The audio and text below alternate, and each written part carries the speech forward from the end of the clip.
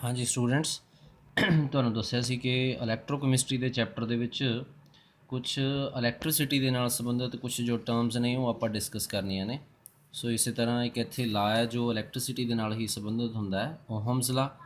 ਵੈਸੇ ਤਾਂ ਇਹ ਲਾ ਤੁਸੀਂ 10th ਦੇ ਵਿੱਚ ਵੀ ਪੜ੍ਹਿਆ ਹੋਇਆ ਅਤੇ ਫਿਜ਼ਿਕਸ 'ਚ ਵੀ ਹੁਣ ਇੱਥੇ +2 ਦੇ ਵਿੱਚ ਤੁਸੀਂ ਡਿਸਕਸ ਕਰਨਾ। ਅਤੇ ਇੱਥੇ ਕੈਮਿਸਟਰੀ ਦੇ ਵਿੱਚ ਕਿਉਂਕਿ ਹੁਣ ਇਲੈਕਟ੍ਰੋਕੈਮਿਸਟਰੀ ਕੇ ਕੈਮੀਕਲਸ ਦੇ ਦੁਆਰਾ ਇਲੈਕਟ੍ਰਿਸਿਟੀ ਪ੍ਰੋਡਿਊਸ ਕਰਨੀ, ਸੋ ਇਲੈਕਟ੍ਰਿਸਿਟੀ ਦੇ ਬਾਰੇ ਇੱਥੇ ਡਿਸਕਸ ਕਰ ਰਹੇ ਹਾਂ, ਇਸ ਕਰਕੇ ਇਹਦੀ ਇੱਥੇ ਜ਼ਰੂਰਤ ਪੈਂਦੀ ਹੈ ਸਾਨੂੰ। ਸੋ ਡੈਫੀਨੇਸ਼ਨ ਹੈ ਇਸ ਦੀ, it states that the current flowing through the conductor is directly proportional to the potential difference across it. ਆ ਪੀ ਡੀ ਲਿਖਿਆ ਹੋਇਆ, this is potential difference. Potential difference ਜੋ ਹੈ ਇਹਦੇ ਬਾਰੇ ਤੁਸੀਂ +1 'ਚ ਵੀ ਪਹਿਲਾਂ ਡਿਸਕਸ ਕੀਤਾ ਹੈ। ਪੋਟੈਂਸ਼ੀਅਲ ਡਿਫਰੈਂਸ ਰਿਡੋਕਸ ਰਿਐਕਸ਼ਨ ਦੇ ਚੈਪਟਰ ਦੇ ਵਿੱਚ ਕਿ ਜੋ ਕੋਈ ਸਬਸਟੈਂਸ ਜਾਂ ਕੋਈ ਕੰਡਕਟਰ ਹੈ ਸਾਡੇ ਕੋਲ ਕਿੰਨੀ ਕੁ ਆਕਸੀਡੇਸ਼ਨ ਜਾਂ ਰਿਡਕਸ਼ਨ ਕਰਕੇ ਉਹ ਕਿੰਨਾ ਕੁ ਕਰੰਟ ਪ੍ਰੋਡਿਊਸ ਕਰ ਸਕਦਾ ਹੈ। ਸੋ ਉਹੀ ਇਸੇ ਤਰ੍ਹਾਂ ਓਹਮਸ ਲਾ ਇੱਥੇ ਦੱਸਿਆ ਹੋਇਆ। ਮੈਥੇਮੈਟੀਕਲ ਫਾਰਮੇਸ਼ਨ ਹੈ ਇਸ ਦੀ, I is directly proportional to V।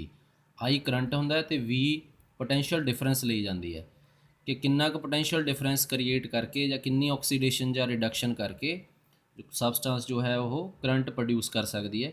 ਸੋ ਜਿੰਨਾ ਜ਼ਿਆਦਾ ਪੋਟੈਂਸ਼ੀਅਲ ਡਿਫਰੈਂਸ ਹੋਊਗਾ ਉਨਾ ਹੀ ਜ਼ਿਆਦਾ ਉਹ ਕੰਡਕਟਰ ਕਰੰਟ ਪ੍ਰੋਡਿਊਸ ਕਰੂਗਾ। ਸੋ ਇੱਥੇ ਲਿਖਿਆ ਹੋਇਆ where I is current in amperes and V is the potential difference across the conductor in volts. So volts ਦੇ ਵਿੱਚ ਮਤਲਬ ਕਿੰਨੀ ਕੁ ਵੋਲਟੇਜ ਜੋ ਹੈ ਉਹ ਪ੍ਰੋਡਿਊਸ ਕੀਤੀ ਜਾਂਦੀ ਹੈ। ਜਿੰਨੀ ਜ਼ਿਆਦਾ ਵੋਲਟੇਜ ਹੋਊਗੀ ਉਨਾ ਹੀ ਜ਼ਿਆਦਾ ਕਰੰਟ ਪ੍ਰੋਡਿਊਸ ਕਰੇਗੀ ਸਬਸਟੈਂਸ। ਅਤੇ ਪ੍ਰਪੋਰਸ਼ਨੈਲਿਟੀ ਦਾ ਸਾਈਨ ਜੇਕਰ ਇੱਥੇ ਹਟਾ ਦਈਏ ਤਾਂ V is equal to I into R। ਇੱਥੇ R ਜੋ ਹੈ ਇਹ constant of proportionality and is known as resistance of the conductor. So R ਇੱਥੇ ਰੈਜ਼ਿਸਟੈਂਸ ਹੁੰਦੀ ਹੈ। ਜੇ ਵੋਲਟੇਜ ਜ਼ਿਆਦਾ ਹੋਊਗੀ ਤਾਂ ਕਰੰਟ ਵੀ ਜ਼ਿਆਦਾ ਪ੍ਰੋਡਿਊਸ ਹੁੰਦਾ ਹੈ, ਅਤੇ ਜੇ ਕਰੰਟ ਜ਼ਿਆਦਾ ਪ੍ਰੋਡਿਊਸ ਹੋਵੇ ਤਾਂ ਨਾਲ ਦੀ ਨਾਲ ਰੈਜ਼ਿਸਟੈਂਸ ਜੋ ਹੈ ਉਹ ਵੀ ਅੱਗੇ ਤੋਂ ਅੱਗੇ ਵੱਧਦੀ ਜਾਂਦੀ ਹੈ। ਇਹ ਤੁਸੀਂ ਫਿਜ਼ਿਕਸ 'ਚ ਵੀ ਡਿਸਕਸ ਕੀਤਾ ਹੋਏਗਾ। ਜਿਵੇਂ ਇੱਕ ਐਗਜ਼ਾਮਪਲ ਤੁਹਾਨੂੰ ਦੇ ਦਿਆਂ ਕਿ ਜੇਕਰ ਕੋਈ ਪਾਈਪ ਹੈ ਸਾਡੇ ਕੋਲ, ਉਹਦੇ ਵਿੱਚ ਪਾਣੀ ਜੋ ਹੈ ਉਹ ਜਾਣਾ ਹੈ। ਜੇਕਰ ਮੋਟਰ ਲਗਾਈ ਹੋਈ ਹੈ ਨੀਚੇ ਤੋਂ, ਜਿੰਨੀ ਜ਼ਿਆਦਾ ਵੱਡੀ ਮੋਟਰ ਹੋਊਗੀ ਉਨਾ ਪਾਣੀ ਦਾ ਜ਼ਿਆਦਾ ਪ੍ਰੈਸ਼ਰ ਹੋਣਾ, ਔਰ ਜਿੰਨਾ ਪਾਣੀ ਦਾ ਜ਼ਿਆਦਾ ਪ੍ਰੈਸ਼ਰ ਹੋਊਗਾ ਅਤੇ ਪਾਣੀ ਜੋ ਹੈ ਪਾਈਪਸ ਦੇ ਵਿੱਚ ਜਾਂਦਾ ਹੈ, ਜਿੰਨਾ ਜ਼ਿਆਦਾ ਉਹ ਫਾਸਟ ਜਾਊਗਾ ਪਾਈਪਸ ਦੇ ਵਿੱਚ ਤਾਂ ਪਾਈਪ ਦੇ ਜੋ ਸਿਰੇ ਨੇ ਜਿਨ੍ਹਾਂ ਦੇ ਅੰਦਰ ਪਾਣੀ ਜਾ ਰਿਹਾ ਉਹਨਾਂ ਦੇ ਨਾਲ ਉਨਾ ਹੀ ਜ਼ਿਆਦਾ ਫ੍ਰਿਕਸ਼ਨ ਕ੍ਰੀਏਟ ਕਰਕੇ ਜਾਂਦਾ ਹੈ ਪਾਣੀ। ਸੋ ਜਿਹੜੀ ਫ੍ਰਿਕਸ਼ਨ ਹੁੰਦੀ ਹੈ ਉਹਨੂੰ ਰੈਜ਼ਿਸਟੈਂਸ ਕਿਹਾ ਜਾਂਦਾ ਹੈ। ਸੋ ਇਸ ਤਰ੍ਹਾਂ ਇਹ ਐਗਜ਼ਾਮਪਲ ਦਿੱਤੀ ਹੈ ਤੁਹਾਨੂੰ ਕਿ ਜਿੰਨੀ ਜ਼ਿਆਦਾ ਵੋਲਟੇਜ ਕਰੰਟ ਵੀ ਉਨਾ ਜ਼ਿਆਦਾ ਅਤੇ ਰੈਜ਼ਿਸਟੈਂਸ ਵੀ ਉਨੀ ਜ਼ਿਆਦਾ ਹੁੰਦੀ ਹੈ। ਸੋ ਇੱਥੇ ਹੁਣ ਰੈਜ਼ਿਸਟੈਂਸ ਦੇ ਬਾਰੇ ਡਿਸਕਸ ਕਰਾਂਗੇ। Resistance is the opposing force to the flow of current. Current ਨੂੰ ਅੱਗੇ ਜਾਣ ਤੋਂ ਜੋ ਫੋਰਸ ਰੋਕਦੀ ਹੈ ਉਸ ਨੂੰ ਰੈਜ਼ਿਸਟੈਂਸ ਦਾ ਨਾਮ ਦਿੱਤਾ ਜਾਂਦਾ ਹੈ। The resistance of any conductor is directly proportional to the length and inversely proportional to the area of cross section।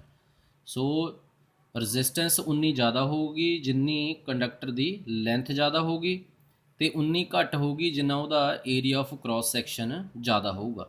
ਇਹ ਰਿਲੇਸ਼ਨ ਜੋ ਹੈ ਇਹ ਦਿੱਤਾ ਹੋਇਆ R is proportional to L upon A। L means length, length ਦੇ directly proportional ਅਤੇ ਏਰੀਏ ਦੇ ਇਨਵਰਸਲੀ ਪ੍ਰਪੋਰਸ਼ਨਲ। ਮਤਲਬ ਜਿੰਨਾ ਏਰੀਆ ਜ਼ਿਆਦਾ ਉਨੀ ਰੈਜ਼ਿਸਟੈਂਸ ਘੱਟ, ਜਿੰਨੀ ਲੈਂਥ ਜ਼ਿਆਦਾ ਉਨੀ ਰੈਜ਼ਿਸਟੈਂਸ ਜ਼ਿਆਦਾ। ਇਹ ਰਿਲੇਸ਼ਨ ਯਾਦ ਰੱਖਣਾ ਹੈ। ਇਸ ਰਿਲੇਸ਼ਨ 'ਤੇ ਬੇਸਡ ਅੱਗੇ ਕੰਪੀਟੀਸ਼ਨ ਦੇ ਵਿੱਚ ਵੀ ਟੌਪਿਕਸ ਜ਼ਰੂਰ ਆਉਂਦੇ ਆ। ਔਰ ਇੱਥੇ ਪ੍ਰਪੋਰਸ਼ਨੈਲਿਟੀ ਦਾ ਸਾਈਨ ਹਟਾ ਦਈਏ ਤਾਂ R ਇਜ਼ ਇਕੁਅਲ ਟੂ ਰੋ, ਇੱਥੇ ਰੋ ਲਗਾਤਾ ਇੱਕ ਪ੍ਰਪੋਰਸ਼ਨੈਲਿਟੀ ਕੌਂਸਟੈਂਟ ਹੈ ਇੰਟੂ L ਅਪੋਨ A। ਦੱਸਿਆ ਹੋਇਆ ਇੱਥੇ where rho is the constant of proportionality and it is called specific resistance or resistivity. Specific resistance means ਜਿੱਥੇ ਕੁਝ ਸਪੈਸੀਫਿਕ ਕੰਡੀਸ਼ਨਸ ਰੱਖੀਆਂ ਜਾਂਦੀਆਂ। ਸਪੈਸੀਫਿਕ ਕੰਡੀਸ਼ਨਸ ਦੇ ਬਾਰੇ ਵੀ ਇੱਥੇ ਆਪਾਂ ਡਿਸਕਸ ਕਰਾਂਗੇ। ਅਤੇ ਇਸ ਇਕੁਏਸ਼ਨ ਤੋਂ ਰੋ ਦੀ ਵੈਲਿਊ ਕੈਲਕੂਲੇਟ ਕਰ ਲਈਏ। ਰੋ ਇਜ਼ ਇਕੁਅਲ ਟੂ, ਰੋ ਇੱਕ ਪਾਸੇ ਰੱਖ ਲਿਆ, ਇਹ ਇੱਧਰ ਚਲੇ ਗਿਆ ਉੱਪਰ ਅਤੇ L ਨੀਚੇ ਆ ਗਿਆ। So rho is equal to R into A upon L। ਅਤੇ ਜੇਕਰ ਇੱਥੇ now if the length of the conductor is 1 centimetre, ਆ ਲੈਂਥ ਜੋ ਹੈ ਇਹਨੂੰ 1 ਸੈਂਟੀਮੀਟਰ ਲੈ ਲਈਏ and area is 1 centimetre square ਲੈ ਲਈਏ, ਇਹਨੂੰ ਏਰੀਆ ਨੂੰ 1 ਸੈਂਟੀਮੀਟਰ ਸਕੇਅਰ ਲੈ ਲਈਏ ਤਾਂ 1 ਅਪੋਨ 1 ਸਿਰਫ ਇੱਥੇ R ਰਹਿ ਜਾਂਦਾ ਹੈ। Rho is equal to R then R is equal to rho. ਆ ਰਿਲੇਸ਼ਨ ਇੱਥੋਂ ਹੀ ਆ ਗਿਆ ਕਿ ਏਰੀਆ 1 ਸੈਂਟੀਮੀਟਰ ਸਕੇਅਰ ਲੈ ਲਈਏ, ਲੈਂਥ 1 ਸੈਂਟੀਮੀਟਰ ਲੈ ਲਈਏ। ਮਤਲਬ ਸਪੈਸੀਫਿਕ ਕੰਡੀਸ਼ਨ ਅਪਲਾਈ ਕਰ ਦਿੱਤੀ ਕਿ ਜੇਕਰ ਏਰੀਆ 1 ਸੈਂਟੀਮੀਟਰ ਸਕੇਅਰ ਅਤੇ ਲੈਂਥ 1 ਹੋਵੇ ਤਾਂ R ਇਜ਼ ਇਕੁਅਲ ਟੂ ਰੋ ਦੇ ਬਰਾਬਰ। ਸੋ ਇੱਥੋਂ ਹੀ ਫਿਰ ਇਸ ਰਿਲੇਸ਼ਨ ਤੋਂ ਹੀ ਸਪੈਸੀਫਿਕ ਰੈਜ਼ਿਸਟੈਂਸ ਜਾਂ ਰੈਜ਼ਿਸਟਿਵਿਟੀ ਦੀ ਡੈਫੀਨੇਸ਼ਨ ਇੱਥੇ ਆ ਜਾਂਦੀ ਹੈ। it is defined as the resistance of a conductor of 1 centimeter length and having the area of cross section 1 centimeter square। So specific resistance ਜਾਂ ਰੈਜ਼ਿਸਟਿਵਿਟੀ ਉਸ ਨੂੰ ਕਹਿੰਦੇ ਆ ਕਿ ਇਹ ਵੀ ਇੱਕ ਤਰ੍ਹਾਂ ਦੀ ਰੈਜ਼ਿਸਟੈਂਸ ਹੈ ਕਿਸੇ ਕੰਡਕਟਰ ਦੀ। ਇੱਥੇ ਦੇਖੋ ਰੈਜ਼ਿਸਟੈਂਸ ਹੀ ਆ ਗਈ ਰੋ ਦੇ ਬਰਾਬਰ। ਸੋ ਇਹ ਵੀ ਇੱਕ ਰੈਜ਼ਿਸਟੈਂਸ ਹੈ, ਬਟ ਉਦੋਂ ਹੈ ਜਦੋਂ ਕਿਸੇ ਵੀ ਕੰਡਕਟਰ ਦਾ ਜੋ ਏਰੀਆ ਹੈ ਉਹ 1 ਸੈਂਟੀਮੀਟਰ ਸਕੁਅਰ ਹੋਵੇ ਤੇ ਉਹਦੀ ਲੈਂਥ 1 ਸੈਂਟੀਮੀਟਰ ਹੋਵੇ। ਸੋ ਇਹ ਹੈ specific resistance.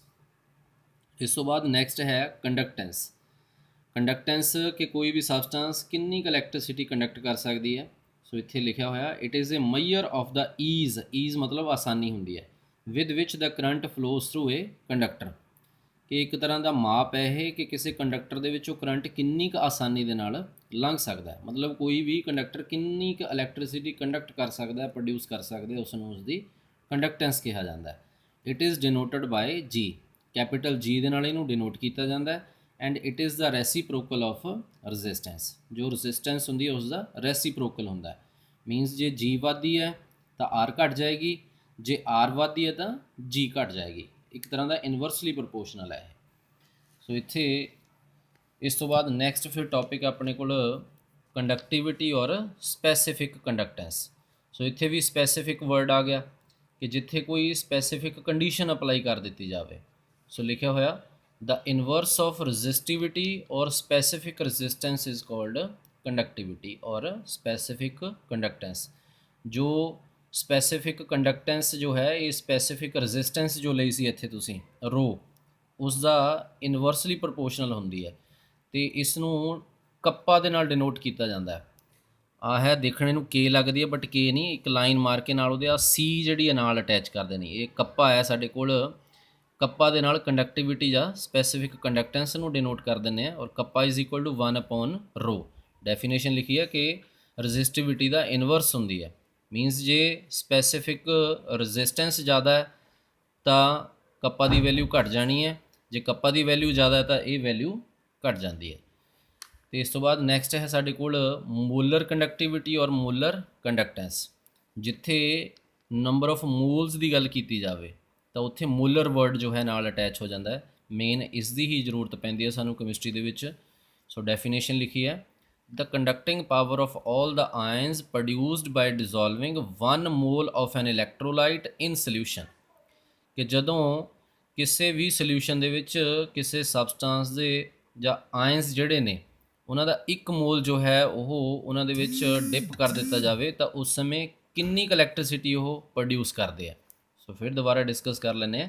the conducting power of all the ions produced by dissolving 1 mole of an electrolyte in solution is called molar conductivity or molar conductance। it is denoted by lambda m। m means molar। ਸੋ ਇਹ ਹੋ ਗਿਆ ਕੁਝ terms ਜੋ ਸਾਡੇ ਕੋਲ ਇੱਥੇ use ਹੁੰਦੀਆਂ ਨੇ ਕੈਮਿਸਟਰੀ ਦੇ ਵਿੱਚ। ਅਤੇ ਇਸ ਤੋਂ ਬਾਅਦ ਨੈਕਸਟ ਜੋ ਟੌਪਿਕ ਹੈ ਤੁਹਾਡਾ ਉਹ ਨੈਕਸਟ ਵੀਡੀਓ ਦੇ ਵਿੱਚ ਆਪਾਂ ਡਿਸਕਸ ਕਰਾਂਗੇ। Thank you.